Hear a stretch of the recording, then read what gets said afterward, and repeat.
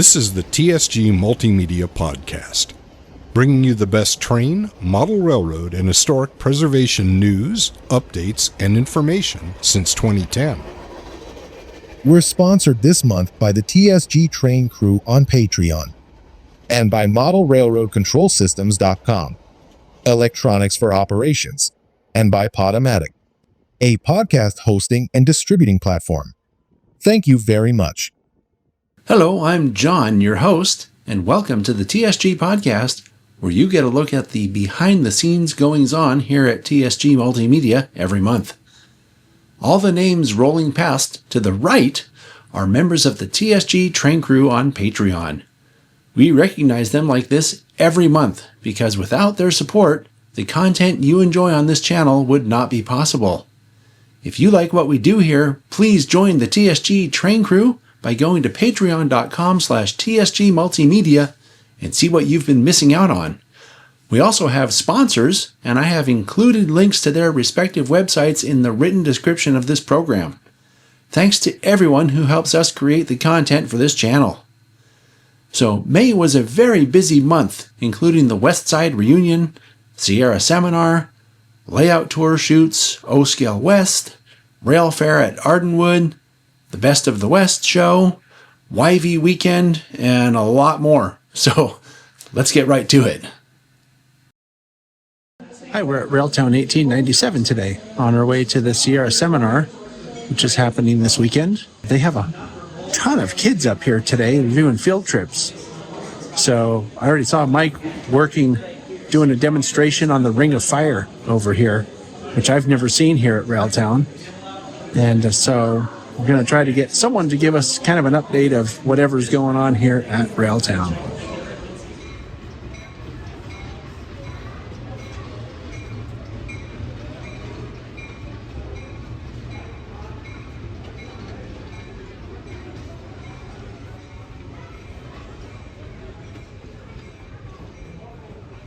We've found Mike.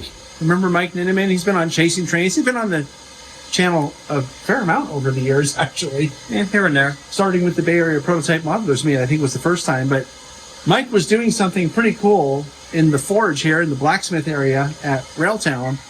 And I saw a bunch of kids in here. So what was that like? You're showing them how the Ring of Fire works. Yeah, so John and Sydney today came during one of our school tours. During the spring, April, May time period, we have various schools from all over Northern California come to Railtown, and they get an idea of how work was done on the railroad.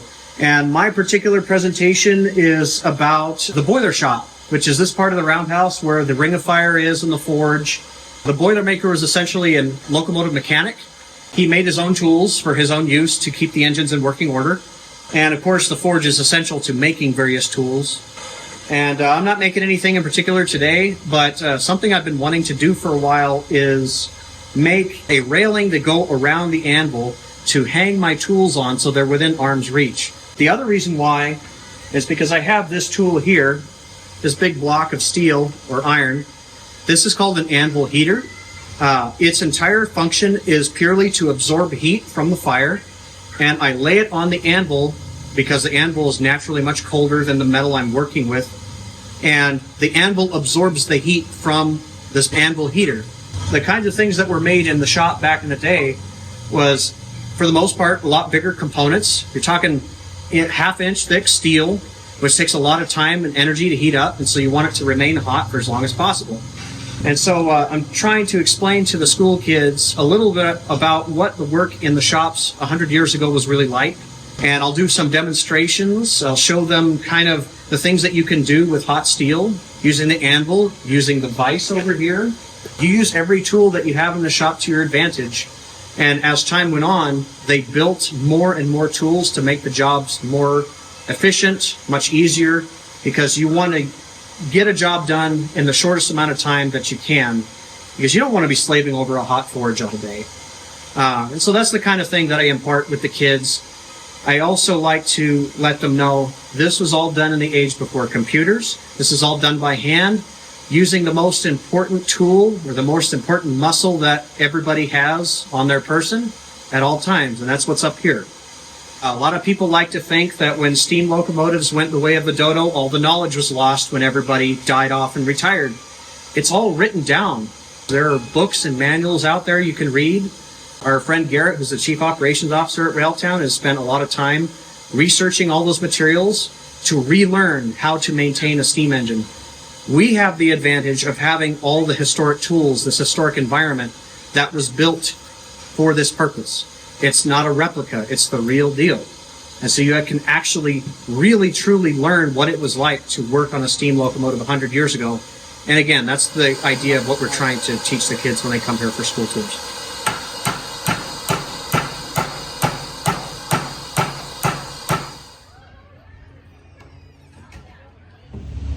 Something I always talk about when I talk about the Sierra Seminar and Westside Reunion is coming up here to the Sierra foothills and enjoying the weather, because every time that we've been to these events, it's been perfect up here. I'm sitting in a park in, I guess, downtown Sonora. It's just the perfect day up here. It's 70 to 75, just a very slight breeze. This is the kind of day that if you woke up and it was like this and you had to go to work that day, you wouldn't want to go. So I'm not kidding when I say to come up to these events and just enjoy the Sierra foothills. It's worth it. This is day 2 of our excursion out to Tuolumne. Yeah, it's a little overcast apparently. I think it's supposed to be a little stormy today, which is unlike what we usually see here during this event. But the event's inside, so it doesn't really matter that much. But anyway, I'll be back with some updates from the West Side Reunion, because that's the event that's happening today. So this event is fully underway. I'm in I'm going to call it the swap meet room. I don't know what they officially call it, but you can see the tables behind me. There's all kinds of really cool models, and people are selling stuff and showing stuff and sharing stuff. It's really nice. And it's kind of empty in here right now because there's a clinic going on in the adjacent room. That's Guy Cantwell talking about model railroading. When I stepped in there, he was talking about building rock faces. So that's what this event is. It's like a mini train show kind of rolled up into one day. So we have clinics, and we have this room over here. There's even more stuff in the room that's behind the counter right now where people sign in. One of the things that's really nice about it is that it's just one day, the West Side Reunion. Now, the Sierra Seminar also happens this weekend. That's tomorrow. And I'll be covering that here on the podcast as well. I'm here with Frank Markovich, who's been running the West Side Reunion for the last, 10 years? I've been doing it for 10 years. We missed 1 year because of COVID, but otherwise I've been running it. And most of that time has just been me, but I've had some help the last few years. Now, I understand this is the last one where you're going to be the main guy, though, It is the last one. I'll be involved, but I'm not going to do it as everything. It ends up there's a lot to do. When I took over, I didn't realize how much. The first few years, we did sandwiches and food, and my wife, and that was a lot of work. And now we're at a very nice hotel, the Black Oak, and casino, hotel, resort. And it's a perfect place. I used to have to bring a PA. Mm-hmm. I remember that. Projector, screen, and it just was a lot of work. All of that's provided by the hotel, and it's actually less expensive than the other places we've used. Less expensive and less work? Yeah. I mean, couldn't get much better. Yeah. So, but now you're going to be passing the torch on to... I'll pass it on to Joe Piazza. I'll probably do registration still because I've got that down, and he'll take care of most of the rest. Excellent. Yeah. Well, congratulations on your semi-retirement. Yeah. So we were just talking to Frank about his semi-retiring from running this event, and this is Joe, who's going to be taking over for Frank. But Joe does other stuff too. I've actually seen Joe on the channel here before showing us and talking about the 3D printed trucks. And Joe, you have some 3D printed stuff here that's really cool. Why don't you tell us about it? I do have an update, so if you can swing around, we'll take a look. In our video, the session that I did with John, we discussed this truck here, but I've now built out some of the other versions of the kit. So now we have the 354 DT early, which this is like the first trucks that the Westside had. Then the next evolution was this one, which was the later 354 DT.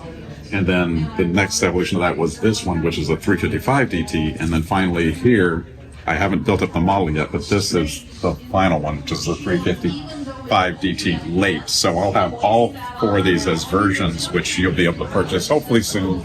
Working out the final details, but it's getting really close. And where do people go in order to try to find these to order them? You can reach out to me at camp8models@comcast.net.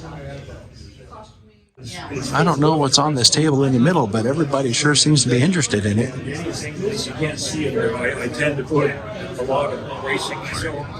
Hi, my name is Bill. I live here in Sonora, California.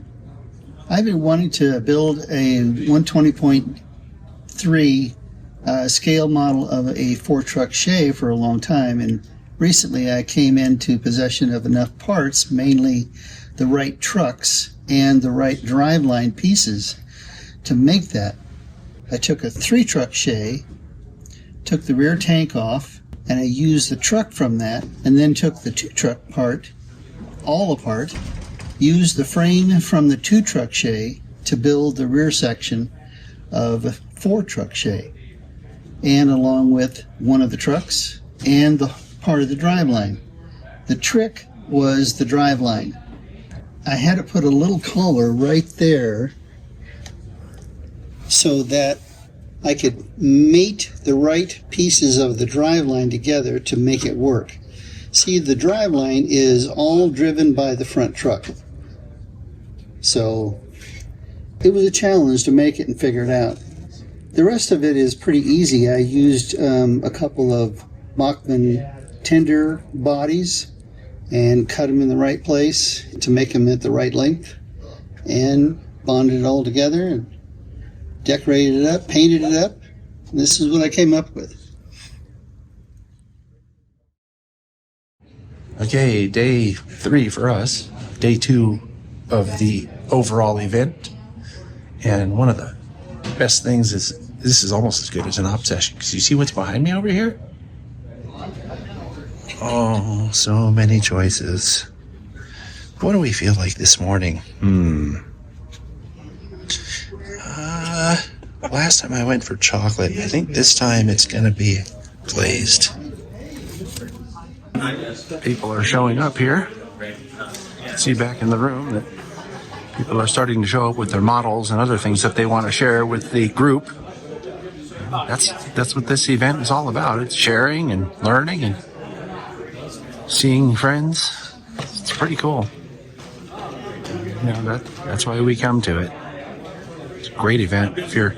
Even if you're not into THRA history, it's still a good event and a good cause, because the Tuolumne Historical Railroad Association is putting on, and they're the ones preserving a lot of history, not only through this event, but also on their website.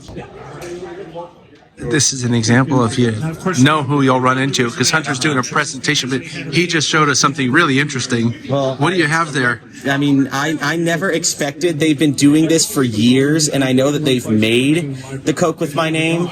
This is not. We were not paid for any product placement for this. Let me specify that as well.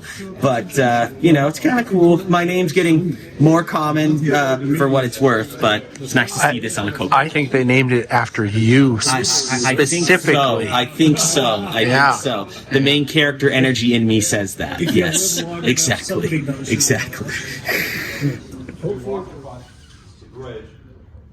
other thing is, I forgot to mention this. The scenes coming out. Just saw a couple of very, very good presentations. And this is the room that we were in yesterday with all the vendors, I guess, and people sharing models and all that.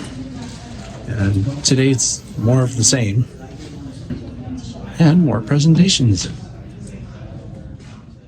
So the afternoon session is fully underway now. Inside the room here, we have Mike Ninneman doing a presentation about modeling the Sierra Railway. So he's talking about scratch building the rolling stock and several of the structures from the Sierra Railway. It's very interesting. He's a talented modeler. And a lot of people are in there learning all kinds of stuff.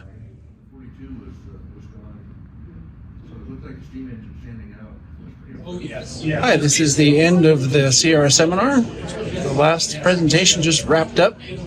People are packing up and going home, and I guess we're going to do the same thing. But once again, Westside Reunion and Sierra Seminar both were great events, and we had a really good time. I want to thank everybody for inviting us and having us up here for the events.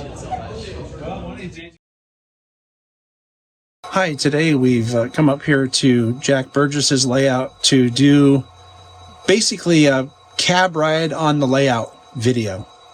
And to do this, we've placed a small camera that I've borrowed from my friend Earl onto a flat car, and then we're pushing it around the layout and recording with that camera on the flat car. So that'll be something probably that comes out sometime in the near future.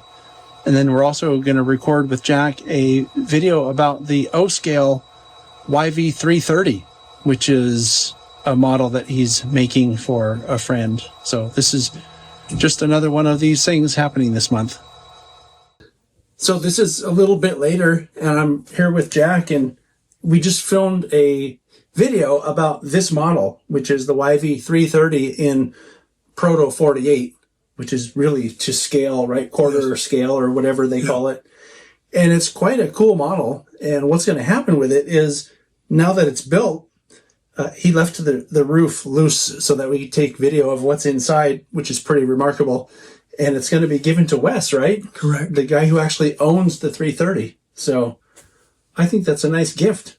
Well, he didn't actually give me the option of building it.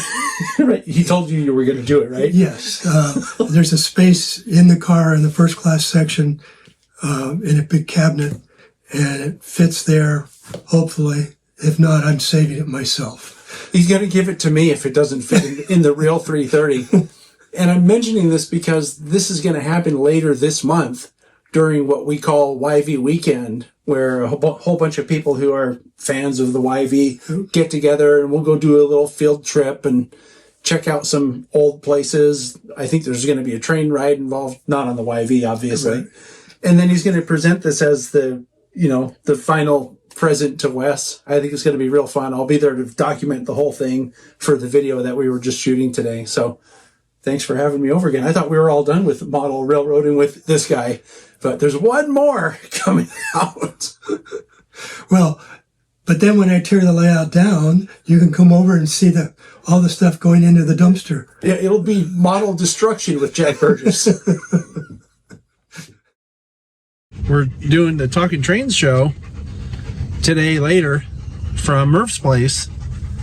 He wasn't able to come down to what we call the Valley today, so we're going to do the Talking Trains show from Boulder Creek. We're all set here at Casa de Murph, along with Rockland, the Wonder Dog. Casa de Murph, is that what we call this? Casa de Murph, yes. Casa de Murph, okay. Where they used to make the best wine. Yes. Spring Creek Vineyards. Had a great time just hanging out today, and we just finished the Talking Trains show where a guy named Paul Hobbs called in to be our guest all the way from New Zealand. And Paul knew so much about American or North American railroad history. He gave a whole presentation about how things have changed with the railroads over the time, taking it in 20-year increments. Yeah, it was really cool. It was great putting things into context. Yeah, and I learned a lot. And what I was telling Murph here a minute ago is that, things happened, right, with railroads, but you don't always know exactly why they happened. And Paul's presentation answered a bunch of those questions. Yeah. So it was really fascinating to hear some of that information. If you missed it live, you really should check that one out because there's a lot of really good information. What was your biggest takeaway, Murph? Boy, I think it was going through the era of the 70s and 80s where basically the regulations were just kind of throttling the railroads. And then watching that open up in the 2000s when they deregulated it, because I kind of lived through that, and it was great hearing the rationale. Well, there you have it. So that's Talking Trains Day here on the podcast. So we'll catch you on the next update. So since the board of directors folks from the Tuolumne Historical Railroad Association couldn't be here, I'm here with Don Breitbarth, who's another founding member of the THRA. And of course, we're founding members of the THRA. And we're awarding Bob Brown with his plaque that is symbolic of his induction into the THRA Hall of Fame. And congratulations, Bob. Thank you. You earned it. Good. Very honored to be inducted. Well earned. Yeah, thank you so much. Very honored. Well, good morning. It's Saturday, and we're at O-Scale West. This is the first time experiencing this event, and it should be very interesting. I have my camera here so that I can make a video to explain what this event is for the channel. So, like I said, should be fun, should be interesting. I've already seen people that we know here, so it won't be like going to, something with a bunch of strangers at it.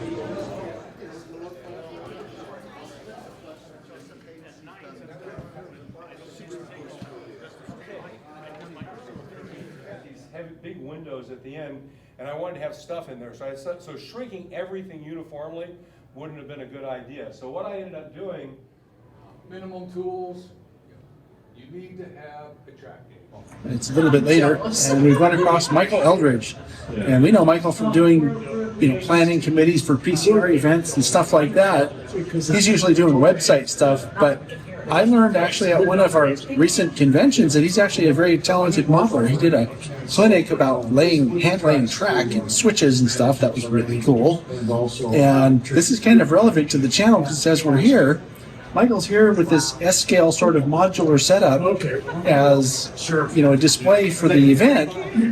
And look what he has here. You might recognize this. This is the Santa Clara Interlocking Tower that I film from all the time. I didn't know you do this too, Michael. What is this? Yeah, so I bought a laser cutter at one point, and this was the first building that I made with it. And so it's made of MDF and some product called laser board. And I marketed it through a company called Sandy Point Models, which is actually just me, but you have to have a company name, So I made the interlocking tower. It's as accurate as I could make a model of the Santa Clara Tower. And then the two other buildings that are on the site there, they have a speeder shed and what I call an auxiliary shed or tool shed. So I made models of those also. And the roof comes off and it has a detailed interior, which is pretty spot on. So this is a little bit later, and as you can see behind me, the room for their swap meet and vendors and all that stuff is pretty much shut down. All the tables are covered in preparation for doing this again tomorrow.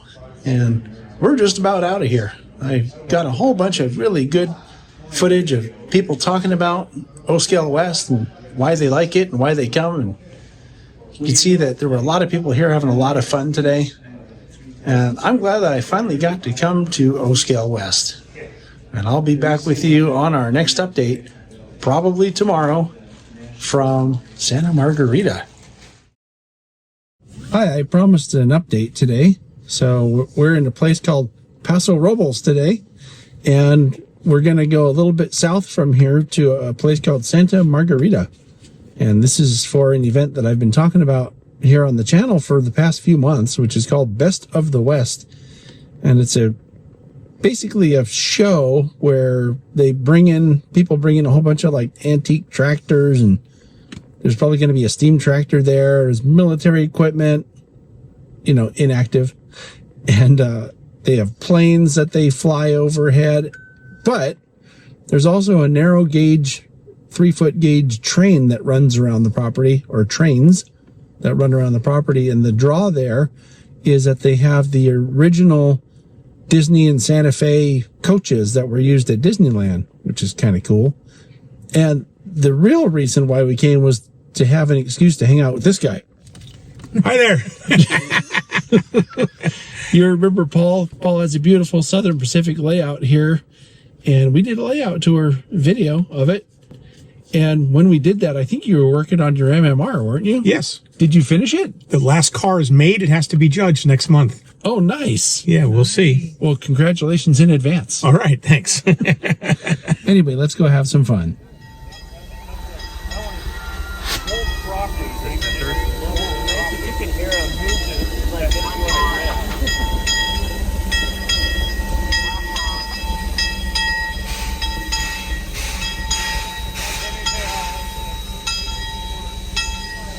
These events are more than just, public events where people come ride the trains, but a lot of people from all over the place that are in what we refer to as the steam industry come here.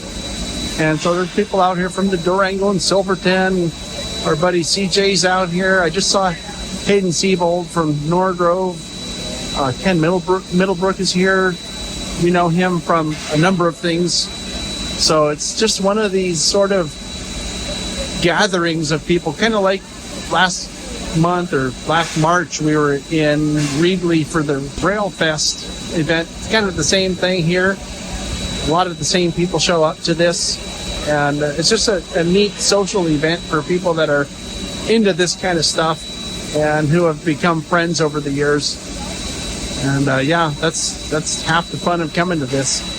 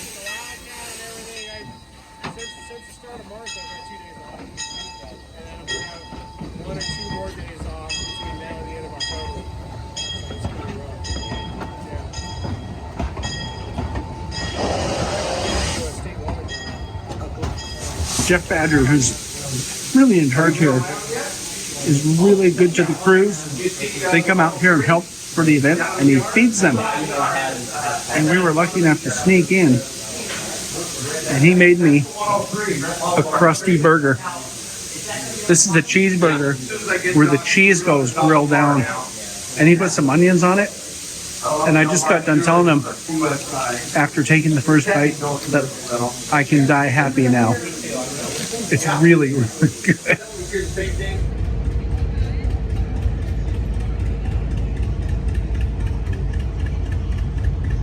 I've mentioned many times before about the military equipment, and as you can see, there's a pretty good variety of stuff here. And one of my favorite pieces that shows up, seems like every year, is this half track.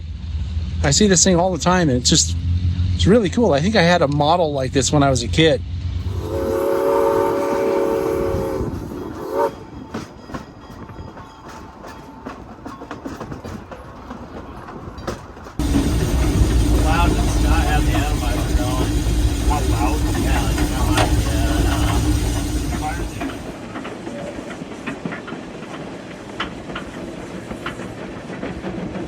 We had a great time at Best of the West. I rode the train, got a cab ride, checked out a bunch of those tractors and military equipment and all that. But when we came in here to get a drink before we go home, Paul says, "Oh, let me show you that car I was working on." And he showed it to me, and I'm going to show it to you right now because it's pretty cool. So it's my hopefully last piece to make Master Model Railroader. It's a completely scratch-built Pintsch gas car. It's the gas that was used to light the lighting inside passenger cars. And it's scratch built, including all the brake gear and everything's all scratch built. Nice. And then I even built all the plumbing. I went out on the outside out of brass. That's really cool. And built the tanks. So we'll see. You never know how it's going to do till the judges get their chance. And then I even had designed the decals because they are different lettering styles for the different lettering depending on what year it was put on the car. And is this supposed to be for your layout, 1949? Yes, this was in service until 1954 on the SP. Pintsch gas. Pintsch gas. I learned something new today. Thank you. Hi, so this is the next day, and we're here at Ardenwood Historic Farm for the Rail Fair event. This is the last event for this weekend for us, and it's a good thing because I'm getting pretty tired. You can probably tell. But I'm sitting here next to this legend. We don't have any fun, do we?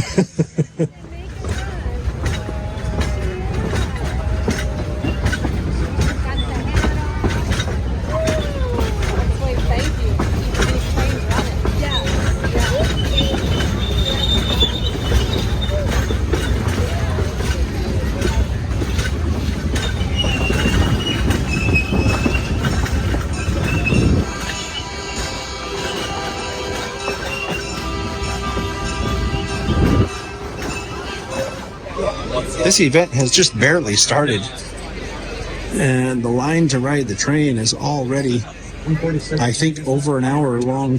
I'm going to start loading. So we got 2 hour long line. That's a lot of. Oh, they just said it's 2 hours long. So it's a good thing we got here when we did.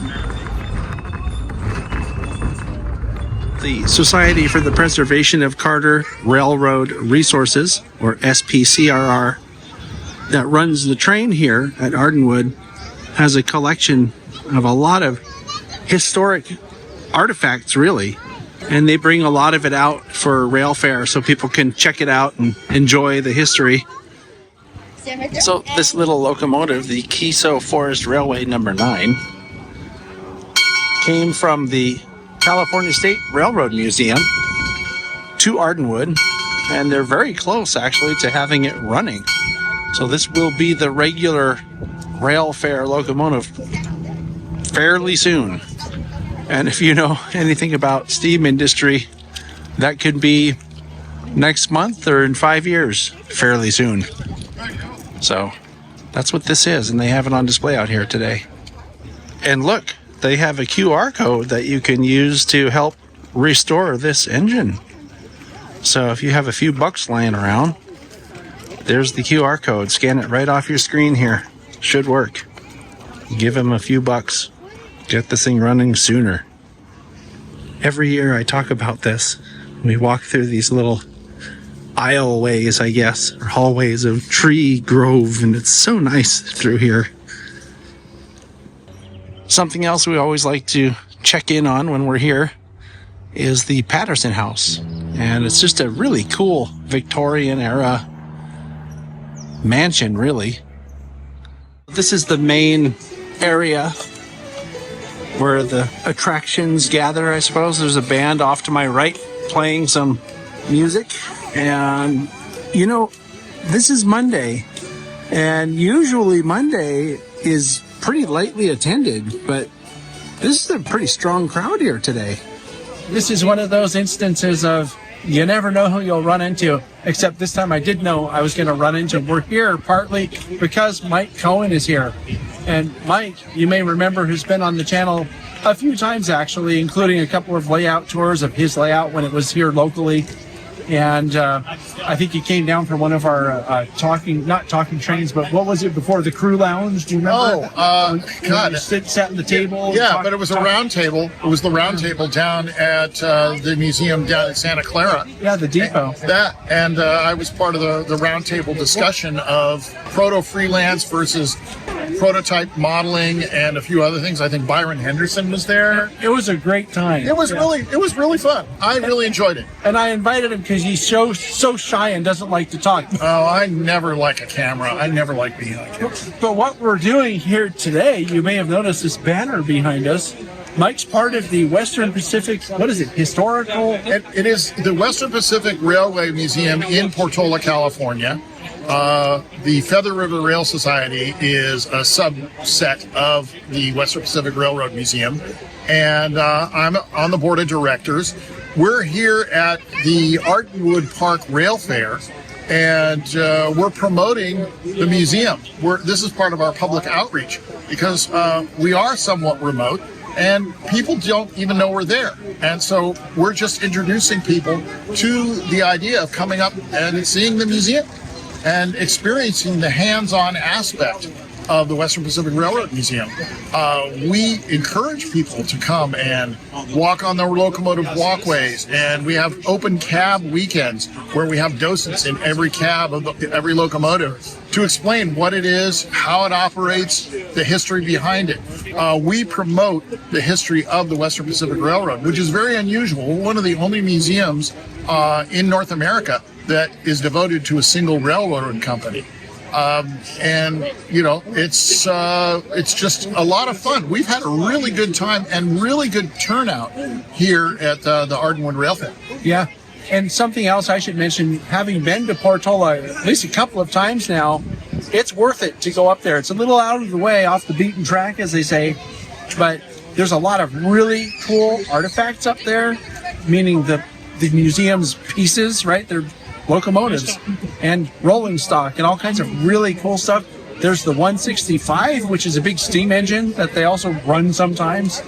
And there are actually two programs on this channel. One was all about the museum with our friend Ethan Doty, who took us for basically a tour around the museum grounds and showed us all kinds of really cool stuff. And there's a Chasing Trains episode when we went up there with Alvin and Gary, and we had a really fun time running one of the engines, and it was a lot of fun. We have a fantasy fulfillment program called Run a Locomotive, where you can actually run one of our diesel locomotives for an hour. And it's by appointment.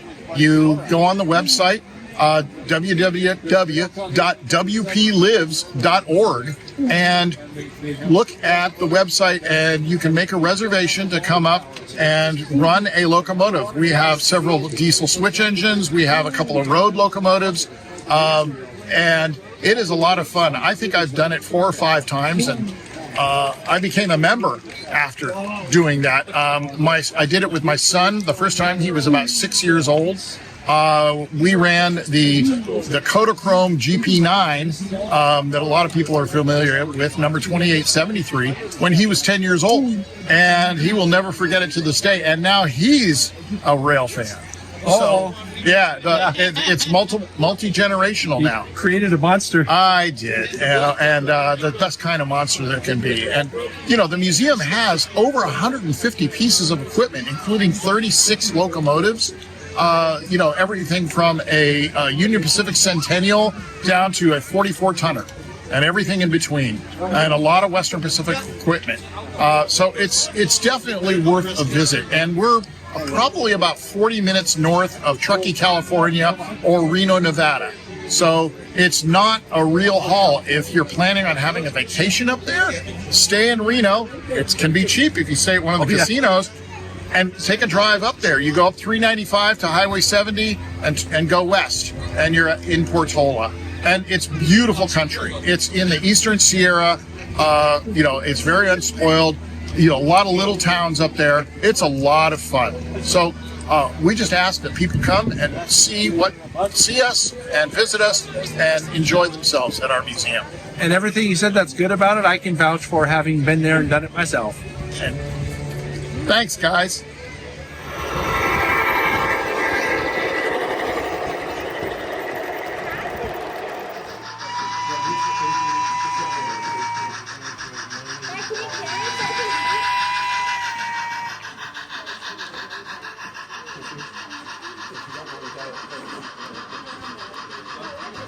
I'm Eugene Vickner. I'm one of the directors with the Western Pacific Railroad Museum in Portola, California.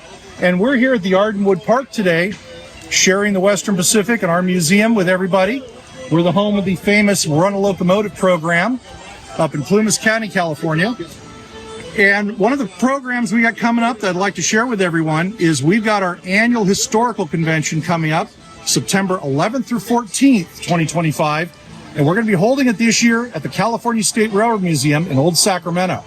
And this year, it's going to be very special because it's a joint convention with the Rio Grande Modeling and Historical Society. So it's going to be a joint Western Pacific Rio Grande convention, sharing history, sharing modeling techniques, photographs, artifacts from the railroads. You can come and find out more about it by going to the website convention.wplives, westernpacificlives.org. And there you can also find information on how to register, schedule, special tours that are going to be part of it. And you can also learn more about the Western Pacific Museum and the Rio Grande Modeling and Historical Society. So we hope to see you there. Thank you. That's it from Rail Fair, and I'll be with you on the next update, whatever that happens to be.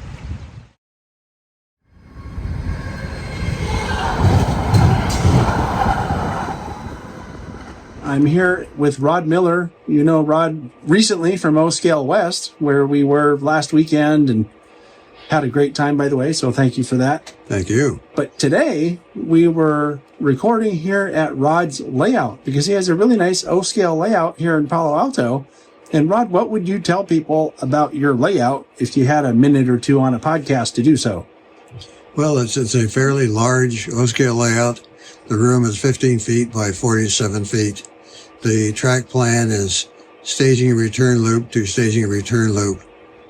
And it's a double deck layout. As you can see behind me, you can see the lower deck and the upper deck. Not much detail on the upper deck, but you have to come here to see it, and you're welcome to do that. During O Scale West, the layout is open for visiting. Yeah, so next year, O Scale West, you can come see this. And I just want to throw in a little plug here, a little something special that I saw. This guy actually scratch builds steam locomotives, and this is one of them. And I look at this and I think I don't even know where I'd start with something like that. So pretty amazing stuff, Rod. Thanks for sharing it with us. Thank you.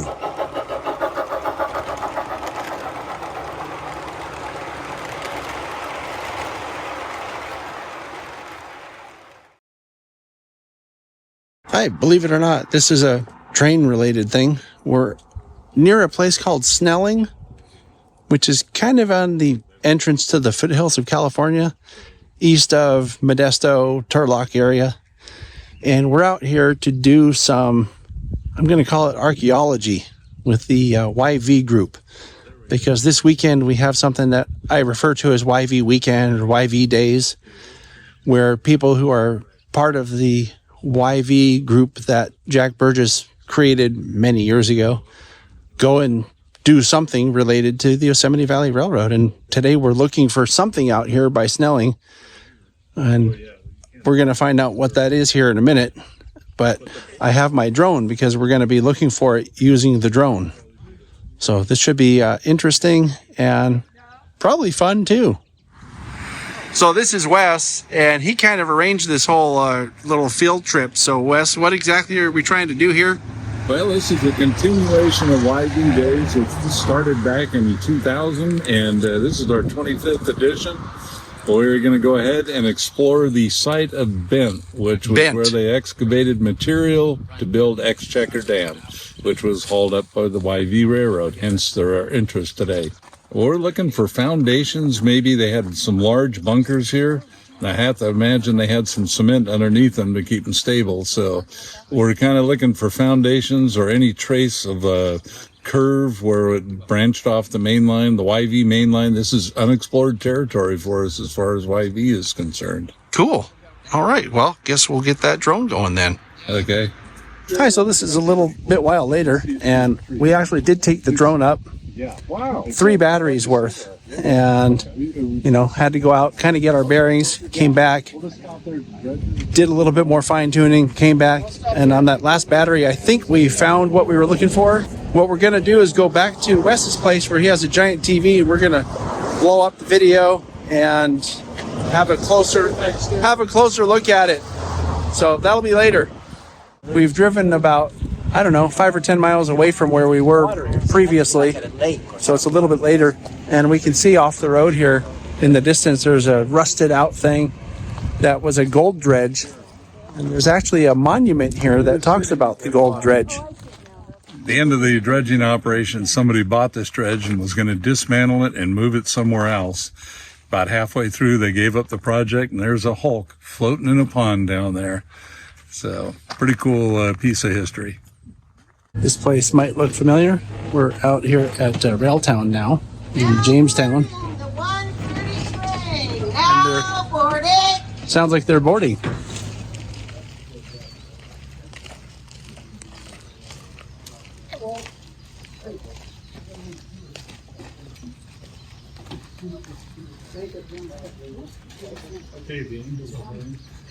So this building has been rebuilt at least once and then added on to over the years. This is the second roundhouse. The original one burned in 1910. This is the same template that was used to make every one of these that we have. I like to show people this one because I actually know at least one use for it.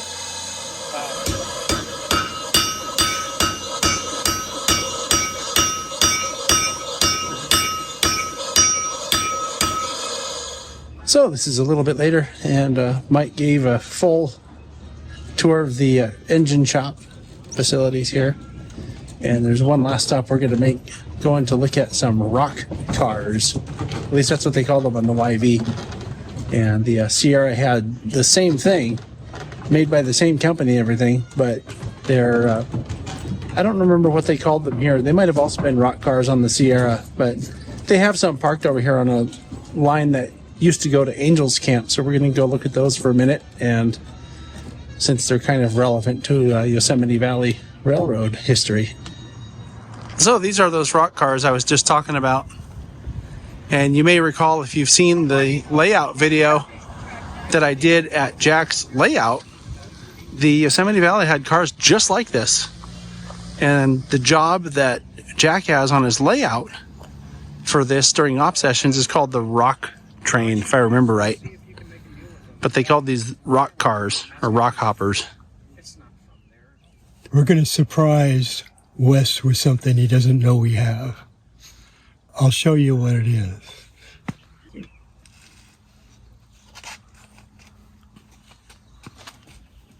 Oh, it's time.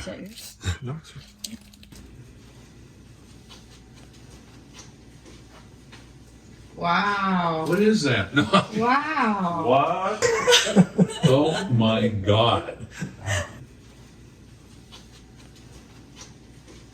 When I do HO. Well, I'll take Oh my God. I can sell it for several $1,000. Yeah. All right. That's right. Good job at that. It took him a year, Yeah. over a year. It's 2 surprises today. Okay. The We hardest got to one pass was this ever around made. carefully. It was so complex. I'm not going to detail on that. Yeah, is really. I'm not incredible. going to be responsible. Just put it on the table and we'll go over it. It's That is screwed into the track, so it's pretty. Oh, smooth. that's good. Yeah. And yeah. it, mean the- lights that are inside. Oh, the lamps that They're you tall. wired are hanging in there. Oh, they're No hanging up in way. there. Yes, you can't see them, but we have some extras so you can see them. Oh my God, they're incredible. Oh, here. Oh, I man. wanted Jack not to leave the top on. Yeah. but- Are you get it for you? Hold on, let me go. Hi, this is the next day, and we're at Night Foundry. This is a place in Sutter Creek, California, up in the gold country, and it has the distinction of being one of the only foundries, well, at least that I'm aware of, that can operate off of water power. Or it used to operate off of water power until fairly recently. So it's kind of cool. I've never been here, and this has been on my list of places to go for a long time. And it just so happens that Wes, that you saw in the video yesterday, is a volunteer here. So he made arrangements to make this part of YV days or YV weekend. So we're here waiting for Wes, or going to be looking for Wes in a minute here, and see what's inside. Because, like I said, it's been on my list of places to go for a long time, and I'm really glad to finally be here and get to see what it's all about. Oh, look, I found an informational plaque about something that's sitting right here. Some kind of a huge lathe. So you could pause this and read all about it. And this is the lathe that the plaque is talking about. Looks to be about 20 feet long. That's a pretty big lathe. So this is the inside of Night Foundry in the first part of the foundry. There's actually a doorway or a portal to another room on the far side there. But I wanted to mention this and show you this. This is really cool. You can see that this is a leather strap driven machine shop in here. You can see the straps go up to that flywheel up top there. And then the flywheel has another leather strap that goes to another flywheel. And that's how they power these machine tools. You don't see that very often.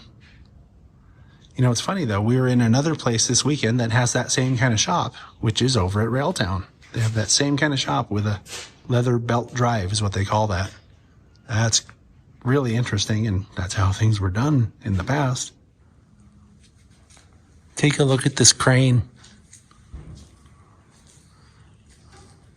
It pivots over here off the side of the building along this track. Wow. This is definitely something you don't see every day. Here's a wide view of the second room that I mentioned there's an entrance to. That's why this thing came about, is he wanted to have a foundry that would be able to make his water wheel. This building, when we took over, was a dirt floor, 10-foot diameter right now, but it could do it back in this time, a 14 diameter. This is lovely.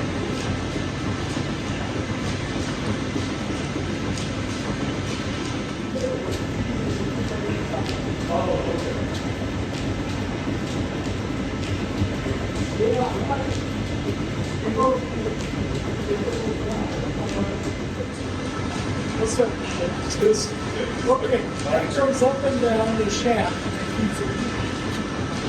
We got pedestals.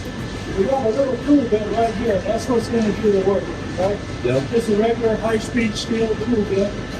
The power is right up there. This is my on-off switch. Right here. So I'm going to pull that. That's pull the belt over to the drive. If you notice, it's in there. It's got six different speeds. It's at the fourth highest speed, so we can move it up to more rapid speed.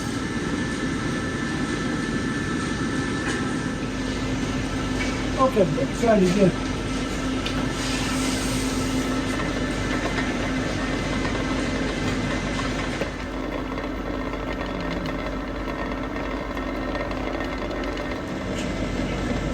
Okay, so it's cutting down through there. Okay.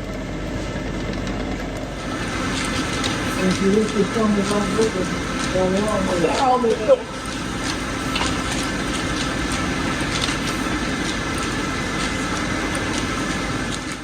This is what the molten metal pours into, and then you swing it open wherever your mold is. Yeah, you'll see it. Now, there's two ways of this. So put a part in here. Then they'll take the sand and put it through a sieve. They want the finest grained sand to go against this part to get the best finish you're going to get. So people can come and learn, and then if they want to continue, they got to wait for an opening. It is really, really interesting. There's all kinds of stuff that you just don't see every day. And you know that's what I'm into. So we'll see you on the next update or on the next podcast. And now for the catches of the month. Lucas Woodward sends in a photo of his brand new AccuCraft Victorian Railways NA Class 262T that recently got delivered to him in Australia. This model is butane-fired live steam, and it's based on the original Baldwin-built 1A as it was delivered to the Victorian Railways in September of 1898. Matthew Martin sends in some photos of his L-gauge trains. L-gauge is roughly 1:48 scale models built out of Lego. Matt recently started constructing his first models in L-gauge. Pictured here are a Southern Pacific M6 Class 260, a PFE reefer, a PS1 boxcar, an ACF 8,000 gallon tank car, an ACF 70-ton covered hopper, and a Southern Pacific caboose. Matt designed the locomotive, caboose, and reefer, while the rest of the models were built using instructions created by someone else. These models are entirely Lego, except for the wheels on the freight cars, the couplers, and a few small pieces used for brake rigging. This is pretty cool, Matt, and thanks for sending them. Also sent in by Matt are these video clips shot at Zoo Interlocking. This junction was built by the Pennsylvania Railroad, but today, trains from Amtrak, New Jersey Transit, SEPTA, and CSX can all be seen here. The first video shows an Acela train moving through the interlocking as it heads from Washington, D.C. toward Boston.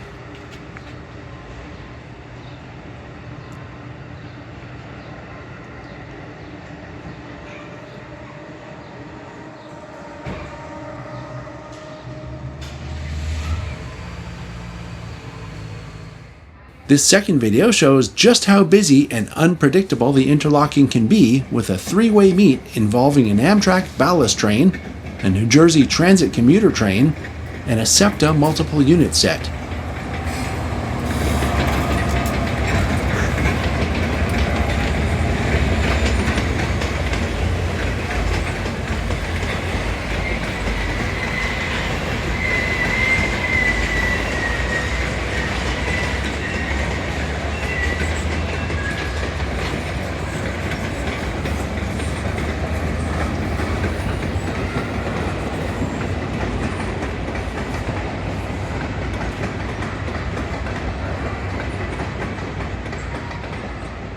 Our last shot comes from Benjamin Harp, who caught an officer special headed south through Elkhorn Slough on UP's coastline. If you have a train or model catch you'd like to share, please email it to podcast@tsgmultimedia.com. Be sure you own the shots and include the what's, when's, and where's of the shots you send in. Now, before I go, I want to remind you to look around in your local area to see what kind of train-related activities might be happening there. This is the time of year when museums and historical societies run special events that help fund their operations. So get out there and have some fun while you simultaneously help them preserve, interpret, and promote history where you live. I hope to see you soon on the TSG Train Crew. Thanks so much for watching and listening, and I'll see you next time.